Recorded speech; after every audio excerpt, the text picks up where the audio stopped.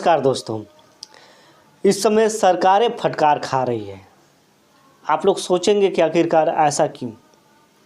जो किसान आंदोलन चल रहा है और आप लोग देख रहे हैं कि किस तरह से सरकार बैरिकेडिंग लगा रही है, वो भी हाईवे पे, कील लगा रही है वो भी हाईवे पे। तो इसी संबंध में पंजाब और हरियाणा हाई कोर्ट ने हरियाणा सरकार को लगाई फटकार। कहा, तुम यह बताओ कि तुम्हें किसने अधिकार दिया कि हाईवे को बंद कर दो? तुम्हें किसने अधिकार दिया कि तुम कील लगाकर जो है कि हाईवे पे रखो और किसी को जाने और आने मत दो? तो हरियाणा सरकार ने सफाई में कहा, हुजूर ये लोग प्रदर्शन कर रहे थे।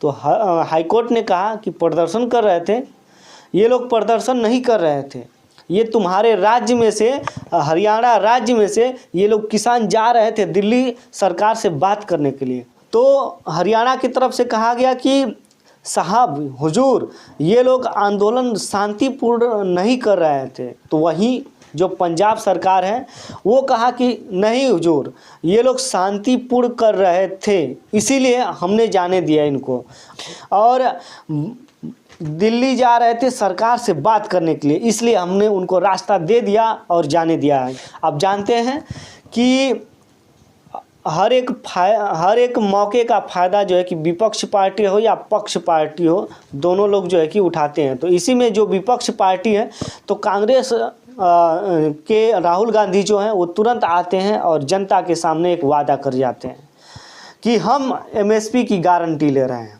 आप हमें जिताइए और हम एमएसपी की गारंटी ले रहे हैं। एक गारंटी देना चाहता हूं। पहली गारंटी छत्तीसगढ़ से शुरू होगी। राहुल जी ये मुझे कहे हैं कि ये गारंटी लोगों के लिए करना जरूरी है। कौन सी गारंटी? कांग्रेस पार्टी ये घोषणा करती है कि हम देश के किसानों को एमएसपी की लीगल गारंटी दिलाने के फसलों का व्यापक खरीद के साथ हमको एमएसपी खरीदने का, किसानों का जो क्रॉप्स, उसकी गारंटी हम देते हैं। हमारी गवर्नमेंट जब आएगी तो ये लीगल गारंटी जरूर होगी। ये पहली गारंटी है हमारे। अब देखिए, डीसीपी जो हरियाणा के हैं वो कहते हैं कि किसानों को लठ मारिए मत, नहीं तो चोट लगेगी। किसानों को लठ मारिए मत, नहीं तो चोट लगेगी। उनको लठ से खोदियाइए, खोद मारना। हरियाणा में एक शब्द है खोद मारना। जैसे आप लोग जो सांप वोप होता है तो अगारी से और अन्य चीज़ों से मारते हैं, उस तरह से ऐसे करके, मतलब खोद मारना, खोदना, खोदियाना। तो डीसीपी साहब कह रहे हैं कि किसानों को खोदियाइए, मारिए मत, खोदियाइए। खोद मारनी है, लठ नहीं मारने, समझ गए? हाँ, उससे आपसे दूरी बनी रहेगी और उसको चोट कम से कम लगेगी। और आईटीबीपी को हम प्रैक्टिकली करके बता देंगे कि ये खोद क्या है। खोद मारनी है, लठ नहीं मारने, समझ गए? हाँ, उससे आपसे दूरी बनी रहेगी और उसको चोट कम से कम लगेगी। और जब आईजी साहब से पूछा जाता है कि आईजी साहब बताइए, डीसीपी साहब तो कह रहे हैं कि खोदियाइए किसानों को, लठ मत मारिए, खोदियाइए, नहीं तो लठ मारेंगे तो ज़्यादा घाव लगेगी और जब खोदेंगे तो थोड़ा कम घाव लगेगी।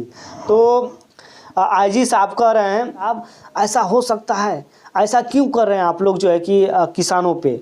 तो सत्येंद्र गुप्ता आईजी साहब कह रहे हैं कि नहीं, हम कानून व्यवस्था बनाए रखेंगे और जो है कि ऐसा कुछ नहीं होगा। जानते हैं कि पिछली बार भी जो है कि किसान आए थे सड़क पे, इस बार भी आए हैं। आखिरकार क्यों नहीं सरकार जो है कि मान लेती है इन किसानों का जो हक है?